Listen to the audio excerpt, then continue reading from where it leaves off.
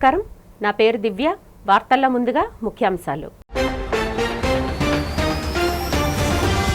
మంగళగిరి నియోజకవర్గంలో పలు అభివృద్ధి పనులకు కేంద్ర మంత్రి పెమ్మసానితో కలిసి శంకుస్థాపనలు చేసిన రాష్ట్ర మంత్రి లోకేష్. కేంద్ర రాష్ట్ర ప్రభుత్వాల సమన్వయంతో మంగళగిరిని ఆదర్శ నియోజకవర్గంగా తీర్చిదిద్దుతామని వెల్లడి.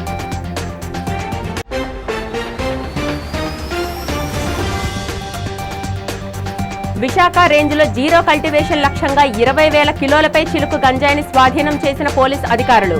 డ్రగ్స్ రహిత సమాజ స్థాపనే కూటమి ప్రభుత్వ ధ్యేయమన్న హోంమంత్రి వంగలపూడి అనిత.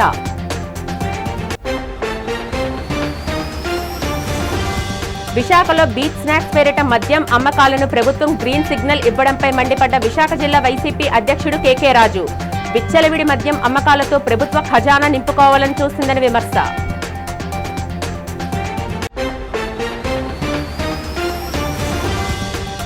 రాష్ట్ర వ్యాప్తంగా ప్రభుత్వ యంత్రాంగం ఆధ్వర్యంలో ఘనంగా జరుగుతున్న యోగాంధ్ర కార్యక్రమం. వివిధ జిల్లాల్లో యోగాంధ్ర కార్యక్రమంలో పాల్గొని ఆసనాలు వేస్తున్న జిల్లా ఉన్నత అధికారులు, సిబ్బంది. మంగళగిరి నియోజకవర్గంలో 610 కోట్లకు పైగా వ్యయంతో చేపట్టనున్న పలు కీలక అభివృద్ధి పనులకు కేంద్ర సహాయ మంత్రి డాక్టర్ పెమ్మసాని చంద్రశేఖర్, రాష్ట్ర మంత్రి నారా లోకేష్ శ్రీకారం చుట్టారు. ఇందులో భాగంగా తాడేపల్లి, మంగళగిరి, పెదకాకాని ప్రాంతాల్లో 604.32 కోట్లతో అండర్ గ్రౌండ్ డ్రైనేజీ పనులను, కాజాగా గ్రామంలో 3.30 కోట్ల సిఎస్ఆర్ నిధులతో చెరువు సుందరీకరణ పనులను వారు ప్రారంభించారు.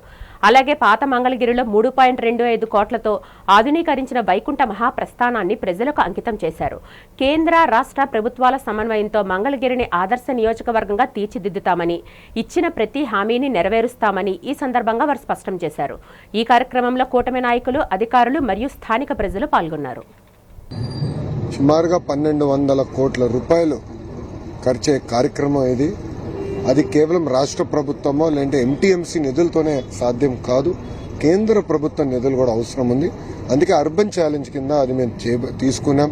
పెమ్మసాని గారు ఎంపీగా అక్కడ పర్సనల్గా తీసుకుని మంత్రి గారితో కోఆర్డినేట్ చేసి, ఎందుకంటే రియల్ టైం మేమిద్దరం కోఆర్డినేట్ చేసుకున్నాం కనుకనే ఇవన్నీ సాధించగలుగుతున్నాం. భూగర్భ డ్రైనేజ్ సాధించుకున్నాం. తాగునీటి ప్రాజెక్ట్ పనులు ఇప్పటికీ ప్రారంభమైనాయి. ఈ బ్రిడ్జ్ ఏదైతే ఉందో నిడమర బ్రిడ్జ్ కూడా మేము యుద్ధ ప్రాతిపదికంగా గౌరవ ఎంపీ గారు 24 నెలలు అన్నారు. నేను అధికారులతో కూడా మాట్లాడాను. ఎంపీ గారిని కూడా నేను కోరుతున్నా 18 నెలల్లో మనం పూర్తి చేయాలి ఈ బ్రిడ్జ్. ఎందుకంటే అనుకుంటే అయిపోతుంది. నిధులకి ఎలాంటి కొరత లేదు. ప్రాజెక్ట్ మానిటరింగ్, ఫాలో అప్ అవసరం. ఎంపీ గారు మొత్తం గుంటూరు పార్లమెంట్లో పనులు చూసుకుంటూ మంగళగిరికి అవసరమైన పనులు ఎప్పటికప్పుడు కేంద్రంలో ఉన్న మంత్రులందరితో కూడా సంప్రదింపులు చేసి ఆ పనులన్నీ కూడా పూర్తి చేస్తున్నారు. అందరూ వచ్చారా? ఇంక మళ్ళీ విడిగా ఎవరు లేరు కదా. ఈరోజు మంగళగిరి నియోజకవర్గాన్ని ఒక మోడల్ నియోజకవర్గంగా నారా లోకేష్ గారు తయారు చేస్తూ ఉన్నారు. పొద్దున మనం వెళ్ళినటువంటి నిడమర్రు బ్రిడ్జి ట్రాఫిక్ని తగ్గిస్తూ అమరావతికి అనుసంధానం చేస్తూ చేసేటువంటి విధానం, అదేవిధంగా దాదాపు 3 కోట్ల రూపాయలతోటి ఒక వాకింగ్ మంచి పార్కు, డ్రైనేజీ సమస్యలు లేకుండా, ఆ చుట్టుపక్కల వాసనలు ఇవన్నీ లేకుండా ఆ పార్కు, ఆ లేక్ని క్లీన్ చేసిన విధానం, అదేవిధంగా ఇక్కడ ఉన్నటువంటి దాదాపు 1,100 కోట్ల రూపాయలతోటి కంప్లీట్గా under ground drainage cabling system తీసుకురావటం కానీ. ఎందుకంటే ఈ అండర్ గ్రౌండ్ డ్రైనేజీలు మీరు చూస్తే చాలా సిటీలో స్టార్ట్ అవుతాయి పనులు, రోడ్లన్నీ పగలగొట్టి పెడతారు. అలా కాకుండా ఎండ్ టు ఎండ్ తీసుకొని డ్రైనేజీలు అయిపోయిన వెంటనే మళ్ళీ రోడ్లు వేసే విధానం. ఇప్పుడు తర్వాత మేము వెళ్ళబోతున్నటువంటి ఒక మహాప్రస్థానం, హైదరాబాద్లో ఉంది మహాప్రస్థానం అనేది, మంచిది ఒకటి. అలాంటిది ఈరోజు మంగళగిరిలో ఒక మోడల్గా చేస్తూ ఉన్నారు. మంచి లైబ్రరీ కట్టిస్తున్నారు. ఒక 100 బెడ్ హాస్పిటల్ నిర్మాణం జరుగుతూ ఉంది ఈ రోజున. ఇలా అనేక దాదాపుగా ప్రతి గ్రామంలో కమ్యూనిటీ హాల్స్ కడుతూ ఉన్నారు. గ్రామాల్లో రోడ్లు వేస్తూ ఉన్నారు. ఇటువంటి అభివృద్ధి మంగళగిరి ప్రాంతానికి నాకు తెలిసి మంగళగిరి ఆవిర్భవించిన తర్వాత ఎప్పటి వరకు జరగలేదు. రాష్ట్రంలోని మాదక ద్రవ్యాల నిర్మూలనే ధ్యేయంగా విశాఖ రేంజ్ పరిధిలో నిర్దేశించుకున్న జీరో కల్టివేషన్ లక్ష్యాన్ని 100% సాధించినట్లు పోలీస్ శాఖ ప్రకటించింది. ఇందులో భాగంగా పరవాడలో గురువారం విశాఖ రేంజ్ 5 జిల్లాల వ్యాప్తంగా 490 కేసులకు చెందిన కోట్లాది విలువైన 20,876 కిలోల గంజాయి, 23.68 కిలోల హషీష్ ఆయిల్ను అధికారులు బహిరంగంగా ధ్వంసం చేశారు. అనంతరం రాష్ట్ర హోంమంత్రి బంగళపూడి అనిత మాట్లాడుతూ డ్రగ్స్ రహిత సమాజ స్థాపనే ప్రభుత్వ ప్రథమ ప్రాధాన్యతని, గంజాయి ముఠాలపై ఉక్కుపాదం మోపుతూనే గిరిజన ప్రాంతాల్లో ప్రత్యామ్నాయ పంటలను ప్రోత్సహిస్తున్నామని పేర్కొన్నారు. రేంజ్ ఐజీపీ గోపీనాథ్ జెట్టి మాట్లాడుతూ జూలై 2024 నుంచి ఇప్పటి వరకు 1142 కేసులు నమోదు చేసి 3,377 మందిని అరెస్టు చేశామని, 11.02 కోట్ల విలువైన ఆస్తులను ఫ్రీజ్ చేయడంతో పాటు శ్రీలంక మాఫియాతో లింకులున్న అంతర్జాతీయ ముఠాలను సైతం ఛేదించామని వెల్లడించారు. ఈ కార్యక్రమంలో పెందుర్తి ఎమ్మెల్యే పంచకర్ల రమేష్ బాబుతో పాటు అల్లూరి సీతారామరాజు, అనకాపల్లి, విజయనగరం, పార్వతీపురం, మన్యం, శ్రీకాకుళం జిల్లాల ఎస్పీలు Amit Bardar, Tuhin Sinha, A R Damodar, S V Madhav Reddy, K V Maheshwar Reddy తదితరులు పాల్గొన్నారు.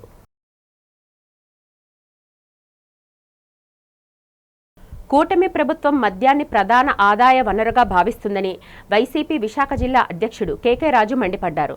విచ్చలవిడిగా మద్యం విక్రయాలను ప్రోత్సహించి ఆదాయాన్ని సమకూర్చుకోవాలని రాష్ట్ర ప్రభుత్వం యోచిస్తుందని విమర్శించారు. విశాఖ సాగర తీరంలో బీచ్ స్నాక్స్ పేరుతో మద్యం విక్రయాలు జరుపుతున్నామనడాన్ని తీవ్రంగా ఖండించారు. నగరంలో వైఎస్ఆర్ కాంగ్రెస్ పార్టీ కార్యాలయంలో జరిగిన మీడియా సమావేశంలో కేకే రాజు మాట్లాడారు. రాష్ట్ర ప్రభుత్వం మద్యం విక్రయాలను ప్రోత్సహిస్తూ ప్రజా ఆరోగ్యంతో చెలగాటమాడుతుందని ధ్వజమెత్తారు. రాష్ట్రంలో గంజాయి, డ్రగ్స్ వినియోగం అధికమైందని ఆరోపించారు. ఫలితంగా రాష్ట్రంలో నేరాల సంఖ్య పెరిగిందన్నారు. ప్రభుత్వం ఆదాయం కోసం సాగర తీరంలో మద్యం విక్రయాలు సాగిస్తే పర్యాటకులు అనేక ఇబ్బందులు ఎదుర్కొనే ప్రమాదం ఉందని కేకే రాజు ఆందోళన వ్యక్తం చేశారు. విశాఖ ఎంపీ శ్రీభరత్ బీచ్లో మద్యం అమ్మకాలపై చేసిన వ్యాఖ్యలపై మండిపడ్డారు. హోంమంత్రి అనిత మాట్లాడిన తీరు బాగోలేదని అన్నారు. మీడియా సమావేశంలో వైసీపీ నేతలు ఎం అప్పారావు, రవిరెడ్డి పాల్గొన్నారు. డ్రగ్స్ ద్వారా మట్టి, ఇసుక వీటిని అక్రమ వ్యాపారాలుగా మార్చి వాటిని ఆదాయ వనరులుగా చూపించి ఈరోజు దీన్ని సంపద సృష్టించడానికి చంద్రబాబు నాయుడు గారు ప్రయత్నిస్తూ ఉన్నారు. ఈరోజు టూరిజం పేరుతో, టూరిజాన్ని ఈ రాష్ట్రంలో అభివృద్ధి చేస్తామనే పేరుతో ఈరోజు బీచ్ షాట్స్ నేను చూసాం, ఒక జీవో విడుదల చేశారు. జీవో నెంబర్ 363, GOMS నెంబర్ 363, రెవెన్యూ ఎక్సైజ్ డిపార్ట్మెంట్. ఈ జీవో యొక్క సారాంశం ఏంటంటే రాష్ట్రంలో ఉన్న 973 కిలోమీటర్లు తీర ప్రాంతాన్ని సద్వినియోగం చేసుకుంటారంట.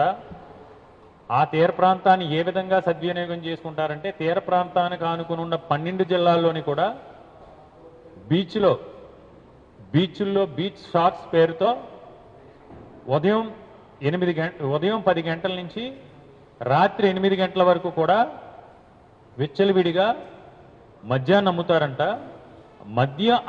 అమ్మటం ద్వారా, బీచ్లో మద్యం దుకాణాలు తెరచడం ద్వారా, అక్కడ మద్యం వ్యాపారం చేయడం ద్వారా టూరిజం పెంచి దాని ద్వారా ఈ రాష్ట్రానికి చంద్రబాబు నాయుడు గారు సంపద సృష్టిస్తారంట.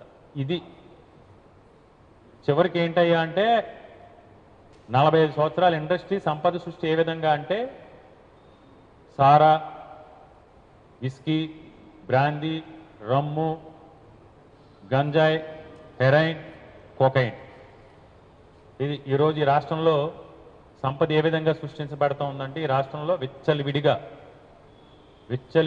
డ్రగ్స్, గంజాయి, ఇప్పుడు విచ్చలవిడిగా మద్యం.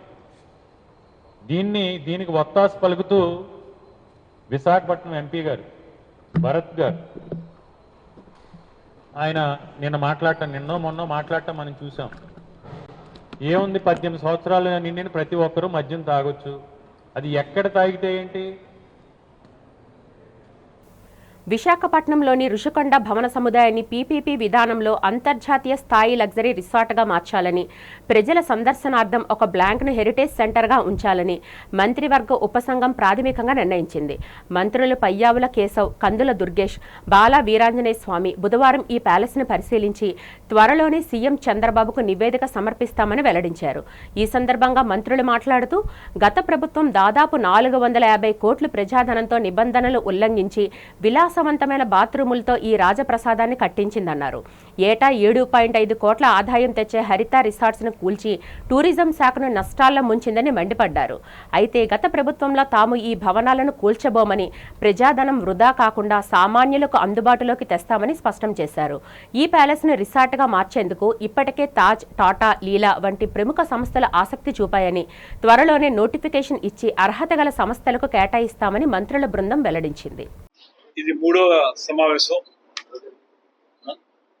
ఈ సమావేశాలు పూర్తిగా పూర్వపరాలన్నీ కూడా ఆలోచించి ఏ రకంగా దాన్ని సద్వినియోగపరచాలనేటువంటి ఆలోచనతోటి చాలా తర్జన భర్జనలు చేసి, సమీక్షలు చేసి, పూర్తిగా సమాచారాన్ని సేకరించి మేము ఒక నిర్ణయానికి రావడం జరిగింది. ప్రాథమికంగా మేము అనుకున్నటువంటిది, ఇది హాస్పిటాలిటీ ఇండస్ట్రీకి మెజారిటీ భాగాన్ని ఇవ్వాలని, కొంత మేరకు ప్రజల సందర్శనార్థం కూడా పెట్టాలని, ఆ రకమైనటువంటి కాంబినేషన్ తోటి ముందుకు వెళ్లాలని ఈ రోజు జరిగిన సమావేశంలో మేము నిర్ణయించుకోవడం జరిగింది. హాస్పిటాలిటీ ఇండస్ట్రీకే ఎందుకు ఇవ్వాలనేటువంటి విషయానికి వచ్చేటప్పటికి, ప్రజల నుంచి వచ్చినటువంటి వాళ్ళు చెప్పిన మాటలు ఒక ఆధారం అయితే, మరొకటి ఆ రోజున ఆ ప్రభుత్వం అక్కడ ఉన్నటువంటి హరిత రిసార్ట్స్ పడగొట్టే టైంకి అక్కడ 58 రూములు ఉన్నాయి. 58 రూములకు గాను మాకు 2019-20 నాటికి వారు పడగొట్టే నాటికి మాకు సంవత్సరానికి ఆ సంవత్సరం 7,50,00,000 ఆదాయం వచ్చింది ఆంధ్రప్రదేశ్ టూరిజం డెవలప్మెంట్ కార్పొరేషన్కి. అంత ఆదాయం వచ్చినటువంటి ఒక కార్యక్రమం, ఒక రిసార్ట్స్ అవి పడగొట్టేటి వల్ల డిపార్ట్మెంట్ కూడా చాలా నష్టపోయింది. ప్రైవేట్ గా జగన్మోహన్ రెడ్డి గారు ఆయన సొంత డబ్బులు వెచ్చించి కట్టుకోవచ్చు, దానికి ఎవరికి అభ్యంతరం చెప్పలేదు. ఆయన డబ్బు ఆయన ఎట్లా ఖర్చు పెట్టి, కానీ ఇక్కడ ఖర్చు పెట్టింది ప్రజలకు సంబంధించినటువంటి సొమ్ము. అంటే లావిష్నెస్ ఏ స్థాయిలో ఉంది అనేటువంటిది. ఎందుకంటే ఇది చాలా సార్లు డిబేట్కి వచ్చినా కూడా మళ్ళీ ప్రజలకు చెప్పాల్సినటువంటి అవసరం ఉంది కాబట్టి చెప్తా ఉన్నాం. ఇవాళ అఫీషియల్స్ తో గతంలో మీటింగ్లు ఇచ్చారు, మళ్ళీ ఇవాళ ఇచ్చారు. అక్కడ పెట్టినటువంటి బాత్రూమ్ టబ్ ప్రైస్ విశాఖ వాసులకు తెలిసాము కానీ రాష్ట్రం మొత్తం తెలీదు. 12.5 లక్షలు ఏమో చేశారు ఒక టబ్ వాల్యూ. మన కమోడ్ వాల్యూ అంటే మనం టాయిలెట్కి వెళ్ళే కమోడ్ వాల్యూ 5-5.5 లక్షల రూపాయలు.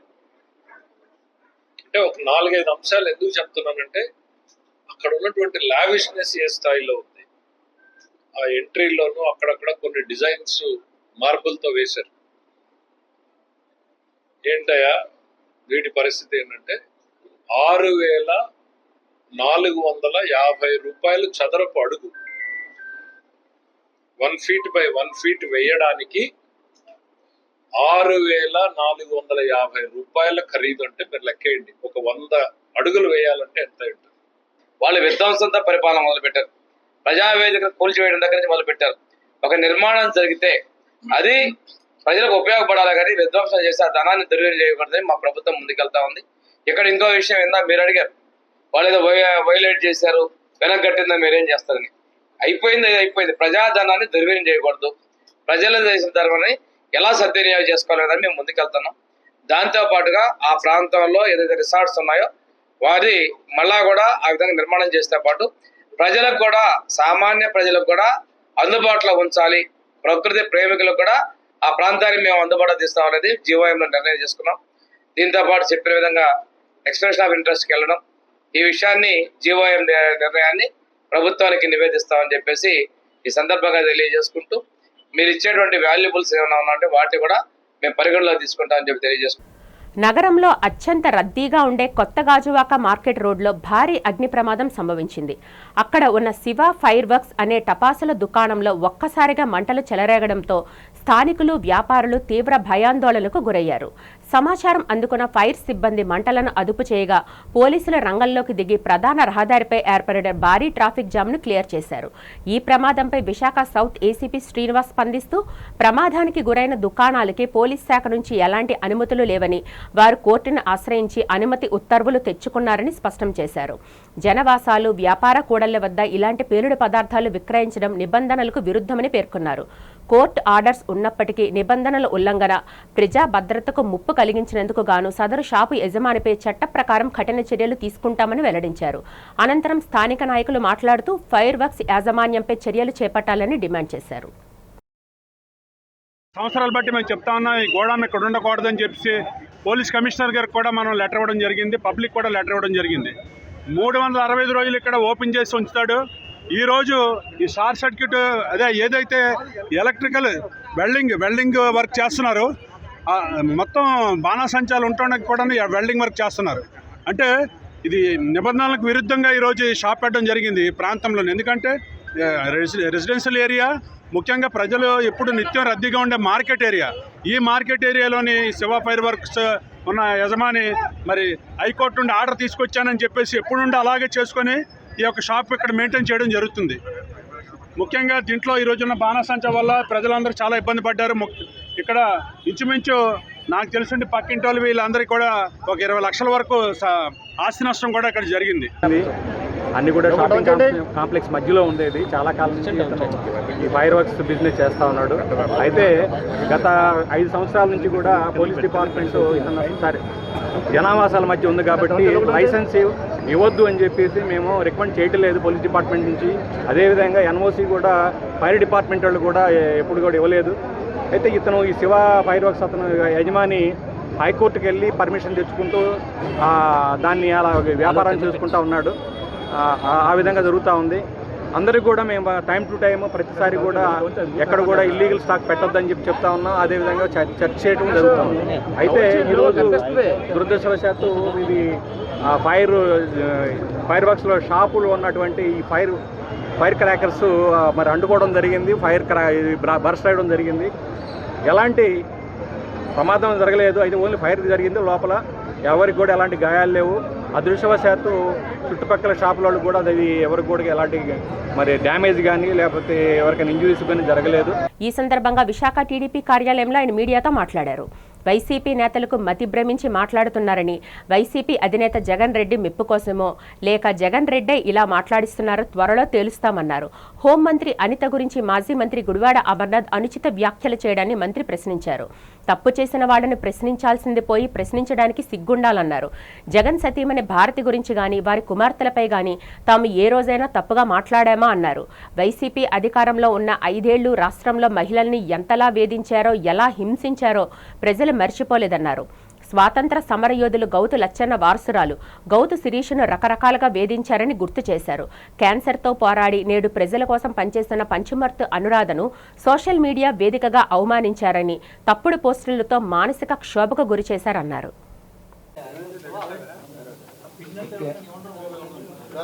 ఓకే అండి, అందరికీ నమస్కారం. వైఎస్ఆర్ పార్టీ నాయకులకి మతి భ్రమించి ఏది పడితే అది పిచ్చి పిచ్చిగా మాట్లాడుతూ ఉన్నారు. ఈరోజు జగన్మోహన్ రెడ్డి మెప్పు కోసం లేకపోతే జగన్మోహన్ రెడ్డి దగ్గర ఏదో సాధించడం కోసం మాట్లాడుతూ ఉన్నారా, లేకపోతే జగన్మోహన్ రెడ్డి ఈ రకంగా మాట్లాడిస్తున్నాడు అనేది ఒకసారి మనం అందరూ కూడా ఆలోచించుకోవాల్సిన పరిస్థితి వస్తాం. ముఖ్యంగా బియ్యం దొంగ ఉన్నాడు మచిలీపట్నంలో. బియ్యం దొంగ పేరు నాని. వయసు పెరిగింది మనిషికి, కానీ జ్ఞానం పెరగల. ఇవాళ మనుషులు ఆకారాలు పెరిగినాయి కానీ ఆలోచన విధానంలో అయితే మార్పులు రావట్లేదు.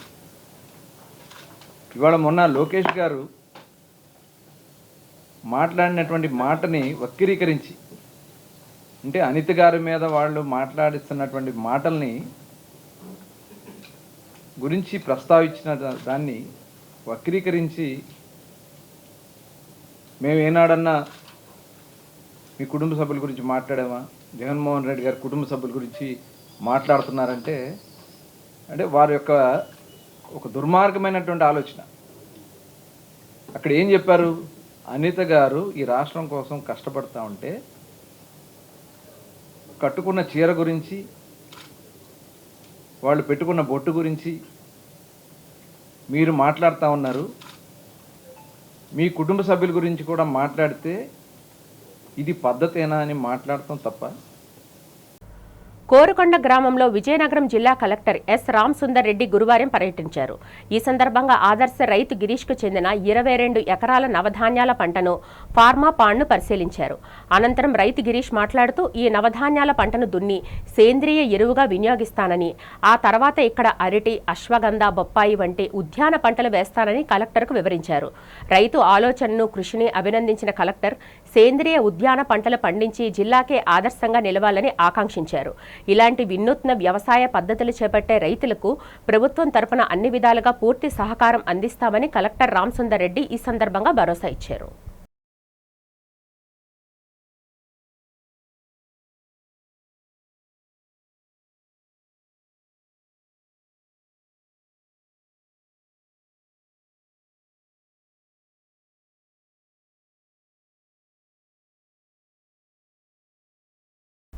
పాత నేరస్తుడు జి శ్రీనివాసును అరెస్టు చేసి 9 ద్విచక్ర వాహనాలను స్వాధీనం చేసుకున్నామని హర్బర్ క్రైమ్ సిఐ శ్రీనివాస్ తెలిపారు. పోలీస్ స్టేషన్లో జరిగిన మీడియా సమావేశంలో ముద్దాయి గోరణ శ్రీనివాస్ పాల్పడిన చోరీ కేసు వివరాలు తెలిపారు. కోనసీమ అంబేద్కర్ జిల్లా పనసలపాడు గ్రామానికి చెందిన వాసుపై పోలీస్ స్టేషన్లో 25 కేసులు నమోదు అయ్యాయని చెప్పారు. కేజీహెచ్లో పార్క్ చేసిన ద్విచక్ర వాహనం దొంగలించబడినట్టు ఈ నెల 16న ఫిర్యాదు అందిందని తెలిపారు. అందిన ఫిర్యాదు మేరకు దర్యాప్తు చేయగా చోరీకి పాల్పడింది పాత ముద్దాయి జి శ్రీనివాస్ని గుర్తించడం జరిగిందన్నారు. నిందితుడిని అరెస్టు చేసి చోరీకి గురైన 9 ద్విచక్ర వాహనాలను స్వాధీనం చేసుకున్నామని సీఐ శ్రీనివాస్ తెలిపారు. నగర పోలీస్ కమిషనర్ శంకభద్ర బాగ్చి మార్గదర్శకత్వంతో డీసీపీ క్రైమ్, ఏసీపీ క్రైమ్ పర్యవేక్షణలో ఒక ప్రత్యేక బృందాన్ని ఏర్పాటు చేసి ఈ కేసును ఛేదించామని తెలియజేశారు. నిందితుడిని పట్టుకోవడంలోనూ చోరీ సొత్తును రికవరీ చేయడంలో ప్రతిభ కనబర్చిన సిబ్బందిని అభినందించారు. క్రైమ్ పోలీస్ స్టేషన్ అండి. ఈ క్రైమ్ పోలీస్ స్టేషన్లో ఒక ఎక్యూజ్ని అరెస్ట్ చేశామండి. ఎక్యూజ్డ్ పేరు గొరస శ్రీనివాసు, సన్ ఆఫ్ సత్యనారాయణ. ఈయన రెసిడెంట్ ఆఫ్ పనసలపాడు విలేజ్ అండి, రాయవరం మండల్, కోనసీమ. ఈయన మాకు వచ్చిన ఒక FIR number 96/26 under section 303 class 2 BNS అండి. ఇది 5/11/25 ఉదయం కేజీహెచ్లో బైక్ పోయింది. ఆ కేజీహెచ్లో బైక్ పోయిన దాని మీద మేము ఇన్వెస్టిగేషన్ స్టార్ట్ చేస్తే, అంటే ఎలా ఇన్వెస్టిగేషన్ అంటే టెక్నికల్ ఇన్వెస్టిగేషన్ అండి, సీసీటీవీ ఫుటేజ్. ఆ తర్వాత ఆయన బార్కి వెళ్ళడం, ఇవన్నీ తీసుకోవడం, అక్కడ ఫుటేజ్ పెట్టి ఆయన ట్రాక్ చేస్తే ఈయన మేము క్యాచ్ చేసాం. క్యాచ్ చేసిన తర్వాత ఈయన దగ్గర 9 బైకులు రికవరీ చేసామండి. 9 బైక్స్ రికవరీ చేసాం. ఎక్యూజ్డ్ గొరస శ్రీనివాసు, సన్ ఆఫ్ సత్యనారాయణకి రిమాండ్కి పంపిస్తున్నాం. రాష్ట్ర ప్రభుత్వం బీచ్ స్నాక్స్లో మద్యం విక్రయాల కోసం తెచ్చిన జీవో నెంబర్ 363ను తక్షణమే రద్దు చేయాలని జాతీయ మత్స్యకార సంఘం రాష్ట్ర గౌరవ అధ్యక్షులు వాసుపల్లి జానకిరాం డిమాండ్ చేశారు. ఈ సందర్భంగా ఆయన ఓ వీడియో ద్వారా మీడియాతో మాట్లాడారు. విశాఖను గోవాగా మార్చే కుట్రలను అడ్డుకోవడానికి సేవ్ వైజాగ్ ఉద్యమాన్ని ప్రారంభిస్తున్నట్లు ప్రకటించారు. సముద్ర తీరంలో బహిరంగంగా మద్యం అమ్మడం వల్ల మహిళల భద్రతకు భంగం కలుగుతుందని, డ్రంక్ అండ్ డ్రైవ్ ప్రమాదాలు పెరుగుతాయని ఆందోళన వ్యక్తం చేశారు. బీచ్లలో మద్యం బాటిళ్ల వ్యర్థాల వల్ల ప్లాస్టిక్ కాలుష్యం పెరిగి సముద్ర జీవాలు, చేపల ఉత్పత్తి దెబ్బతింటాయని హెచ్చరించారు. సోషల్ మీడియా ఇన్ఫ్లుయెన్సర్ల మాటలు విని ఇలాంటి విధానాలు తేవడం బాధ్యతారహిత్యమన్న ఆయన, ప్రభుత్వానికి నిజంగా పర్యాటక అభివృద్ధిపై సంకల్పం ఉంటే మురుగునీటిని శుద్ధి చేయాలని, అరకు, సింహాచలం వంటి ప్రకృతి ఆధ్యాత్మిక ప్రాంతాలను అభివృద్ధి చేయాలని సూచించారు. ప్రభుత్వం ఈ జీవోని వెనక్కి తీసుకోకపోతే ప్రజా ఉద్యమాలతో పాటు న్యాయస్థానాన్ని ఆశ్రయిస్తామని స్పష్టం చేశారు. కోసమని చెప్పి 363 జీవోని కూడా రిలీజ్ చేసింది. దీన్ని మేము పూర్తిగా వ్యతిరేకిస్తున్నాము. ఎందుకంటే సముద్రంలోకి ఈ తాగేసినటువంటి బాటిల్స్ని, ప్లాస్టిక్ బాటిల్స్ అన్నింటినీ కూడా విచ్చలవిడిగా విసిరేయడం జరుగుతుంది. దీనికంటే పక్కాగా ఒక ప్రణాళికంటూ ఏమీ ఉండదు. తాగిన తర్వాత ఎవరికి నచ్చినట్లుగా వాళ్ళు ప్రవర్తిస్తారు. ఇక్కడ విశాఖపట్నంలో ఉన్నటువంటి ఆహ్లాదకరమైన కుటుంబ వాతావరణం కూడా చెడిపోయే పరిస్థితి ఉంది. మరి ఇటువంటి పరిస్థితులను ఏమీ కూడా పట్టించుకోకుండా ఉద్దేశపూర్వకంగా రాష్ట్ర ప్రభుత్వం గోవా బీచ్ తరహాలో విశాఖపట్నం తయారు చేసేద్దాము అనుకొని ప్రయత్నం చేస్తుంది. అసలు విశాఖపట్నాన్ని వీళ్ళు ఏం చేద్దాం అనుకుంటున్నారు అనేది కూడా అర్థం కానటువంటి పరిస్థితి ఉంది. మేమైతే దీన్ని పూర్తిగా తప్పుపడుతున్నాము. ఈ నిర్ణయాన్ని 2024 జూన్ 11వ తేదీన ఆంధ్ర యూనివర్సిటీ, యూరోపియన్ యూనివర్సిటీస్ దాదాపుగా 5 యూనివర్సిటీలు కలిపి సముద్రంలో అధ్యయనం చేసి ఒక సైంటిఫిక్ రిపోర్ట్ను కూడా యూరోప్కి పంపించడం జరిగింది. విశాఖపట్నం సముద్ర తీర ప్రాంతంలోనే ప్రధానంగా వాళ్ళు రీసెర్చ్ చేయడం జరిగింది. సో విశాఖపట్నం సముద్రంలో మెరైన్ పొల్యూషను, ప్లాస్టిక్ పొల్యూషన్ చాలా ఎక్కువైపోయిందని చెప్పేసి ఆ రిపోర్ట్లోని చాలా ప్రస్ఫుటంగా ఉంది. దీనిని అవసరమైతే ప్రజాప్రతినిధులు ఎవరైతే ఉన్నారో దాన్ని మీరు అందరూ కూడా ఒకసారి స్టడీ చేయండి, ఇది నిజమా కాదు అనేది. అంటే ఇంత ఎక్కువ పొల్యూషన్ జరిగిపోతున్నటువంటి సముద్ర తీర ప్రాంతంలో మళ్ళీ మీరు బీచ్లో షాక్స్ పెట్టడం వల్ల ఎంత మంచి జరుగుతుంది, మత్స్యకారులకు ఎంతవరకు మేలు చేకూరుతుంది, మీరు సముద్రంలో పొల్యూషన్ తగ్గించడానికి రాష్ట్ర ప్రభుత్వం ఇప్పటివరకు తీసుకున్న చర్యలు ఏమిటి? మీకు ఇప్పుడు లాసెన్స్ బే కాలనీ నుంచి ఆర్కే బీచ్ వరకు ఎక్కడ పడితే అక్కడ సిటీలోంచి వచ్చేటువంటి డ్రైనేజ్ వాటర్ అంతా కూడా శుద్ధి చేయకుండా సముద్రంలోకి కలిసిపోతూ ఉంది. చాలా వీడియోస్ సోషల్ మీడియాలో చాలా పెద్ద చర్చ జరిగినా సరే రాష్ట్ర ప్రభుత్వం ఎటువంటి చర్యలు ఇప్పటివరకు తీసుకోలేదు వీటిపైన. వీటిని మానేసి ఎక్కడైనా సరే ఒక ఈటీపీ అయినా పెట్టి వాటర్ని క్లీన్ చేసి సముద్రంలోకి వదులుతున్నారా? ఎక్కడ జరగటం లేదు. సో ప్రజలకి అవసరమైనటువంటి ప్రజల ఆరోగ్యానికి సంబంధించినటువంటి విషయాలని పక్కన పెట్టి బీచ్లోని ఈ షాక్స్ పెట్టడం వల్ల ఎవరికి ఉపయోగం అని చెప్పేసి ఈ రాష్ట్ర ప్రభుత్వాన్ని ప్రశ్నిస్తున్నాం. భారతదేశం ప్రపంచానికి ఇచ్చిన అద్భుత వరం యోగా అని విజయనగరం జిల్లా కలెక్టర్ ఎస్ రామసుందర్ రెడ్డి పేర్కొన్నారు. ప్రముఖ ఆధ్యాత్మిక పర్యాటక క్షేత్రమైన రామనారాయణం వేదికగా యోగాంధ్ర కార్యక్రమాన్ని గురువారం అత్యంత ఉత్సాహంగా నిర్వహించారు. ఈ కార్యక్రమంలో జిల్లా యంత్రాంగం, ప్రజా ప్రతినిధులు సుమారు 2000 మంది యోగా సాధకులు భాగస్వాములయ్యారు. ఈ కార్యక్రమానికి ముఖ్య అతిథిగా హాజరైన జిల్లా కలెక్టర్ ఎస్ రామసుందర్ రెడ్డి యోగాసనాలను ప్రదర్శించి అందరిలో ఉత్సాహాన్ని నింపారు. ఈ సందర్భంగా ఆయన మాట్లాడుతూ ఆరోగ్యకరమైన సమాజ నిర్మాణంలో యోగా కీలక పాత్ర పోషిస్తుందని, ప్రతి ఒక్కరూ తమ దైనందిత జీవితంలో యోగాను ఒక భాగం చేసుకోవాలని సూచించారు. దైనందిత కార్యక్రమాల్లో కుటుంబ పోషణలో ప్రతి ఒక్కరూ నిమగ్నమైపోతూ తమ ఆరోగ్యాన్ని నిర్లక్ష్యం చేస్తున్నారన్నారు. నిరంతరం యోగా చేయడం వల్ల శారీరక దృఢత్వంతో పాటు మానసిక ప్రశాంతత లభిస్తుందని ఆయన పేర్కొన్నారు. ప్రతి ఒక్కరూ రోజు కనీసం 30 నిమిషాలు యోగా కోసం కేటాయించాలని కలెక్టర్ కోరారు. అనంతరం యోగా గురువులకు సన్మానం చేశారు.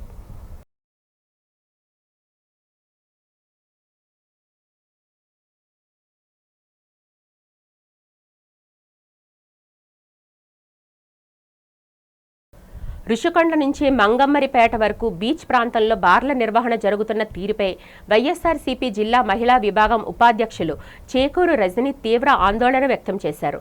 ఈ సందర్భంగా ఆమె బీ డిజిటల్తో మాట్లాడారు. వివిధ రాష్ట్రాల నుంచి పెద్ద సంఖ్యలో పర్యాటకులు వచ్చే ఋషికొండ వంటి ప్రముఖ పర్యాటక ప్రాంతాల్లో బార్ల ఏర్పాటు చేయడం వల్ల మహిళలు, పర్యాటక కుటుంబాలు తీవ్ర ఇబ్బందులు ఎదుర్కొంటున్నారని ఆమె ఆవేదన వ్యక్తం చేశారు. ప్రభుత్వం కేవలం ఆదాయమే లక్ష్యంగా ఇలా పర్యాటక ప్రాంతాల స్వరూపాన్ని దెబ్బతీయడం సరైన విధానం కాదన్నారు. మరోవైపు ఇటీవల విశాఖ స్టీల్ ప్లాంట్ అగ్ని ప్రమాదంలో పలువురు మృతి చెంది మరికొందరు గాయపడిన విషాద ఘటనపై దృష్టి సారించి బాధిత కుటుంబాలకు న్యాయం చేయాల్సింది పోయి మాజీ మంత్రి గుడివాడ అమర్నాథ్పై అనుచిత వ్యాఖ్యలు చేయడం సరికాదని ఆమె విమర్శించారు. ఎల్జీ బాధితులకు జగన్ అందించిన సాయాన్ని స్టీల్ ప్లాంట్ బాధితులకు, మృతులకు అందించాలని ఆమె డిమాండ్ చేశారు. ప్రభుత్వం ఇప్పటికైనా ఇలాంటి డైవర్షన్ రాజకీయాలు పక్కన పెట్టి ప్రజా సమస్యలు, కార్మికుల భద్రత వంటి ముఖ్యమైన అంశాలపై దృష్టి కేంద్రీకరించాలని చేకూరి రజని హితవు పలికారు.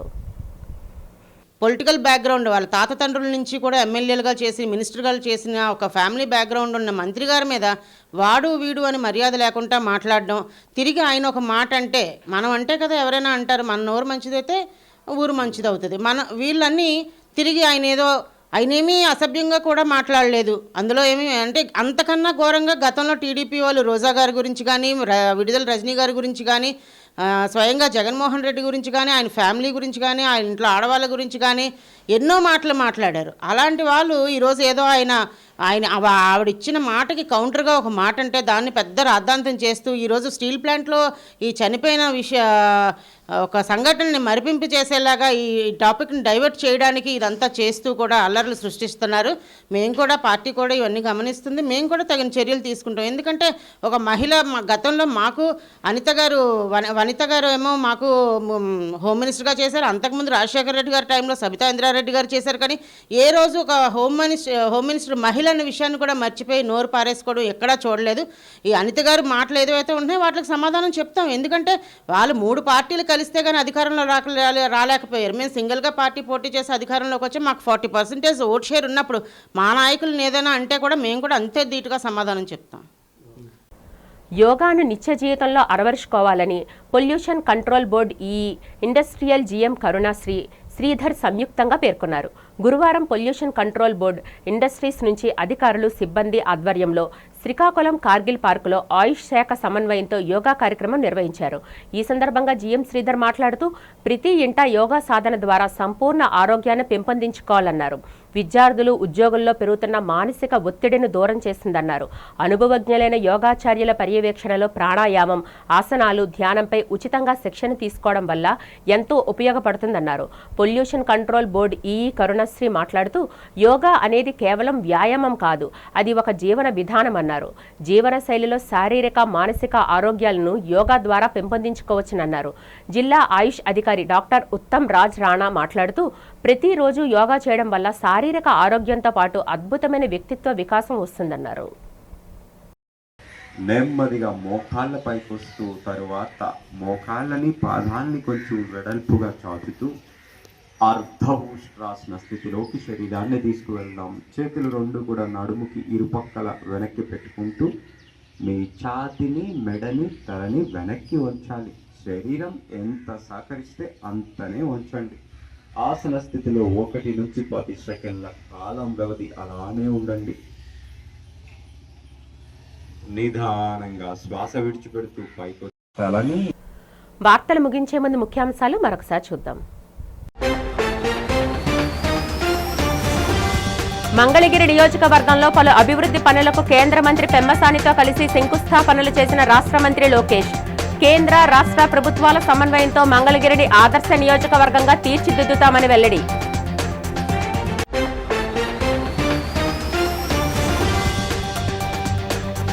విశాఖ రేంజ్లో జీరో కల్టివేషన్ లక్ష్యంగా 20,000 కిలోలపై చిలుకు గంజాయిని స్వాధీనం చేసిన పోలీసు అధికారులు.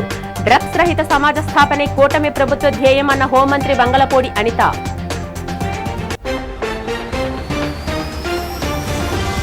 విశాఖలో బీచ్ స్నాక్స్ పేరిట మద్యం అమ్మకాలను ప్రభుత్వం గ్రీన్ సిగ్నల్ ఇవ్వడంపై మండిపడ్డ విశాఖ జిల్లా వైసీపీ అధ్యక్షుడు కేకే రాజు. విచ్చలవిడి మద్యం అమ్మకాలతో ప్రభుత్వ ఖజానా నింపుకోవాలని చూస్తుందని విమర్శ.